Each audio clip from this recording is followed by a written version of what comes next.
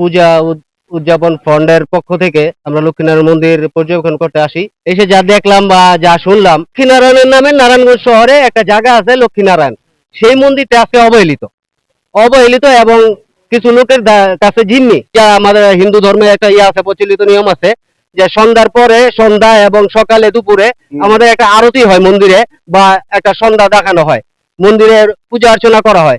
সেটা থেকে আজকে অনেক বছর ধরে বঞ্চিত এই লক্ষ্মীনারায়ণের মন্দিরের হিন্দু সমাজ যারা আছেন তারা। যে বিগত আমলে যারা জেলা প্রশাসক এবং এসপিডিসি ছিলেন, তারা ওনারা আশ্বাস দিয়েছিলেন যে গেছে বিগত যে দুর্গাপূজা গিয়েছে তারপর পরে এই মন্দিরটা তাদেরকে বুঝিয়ে দিবেন এবং এই মন্দিরের ঝামেলাগুলো শেষ করবেন।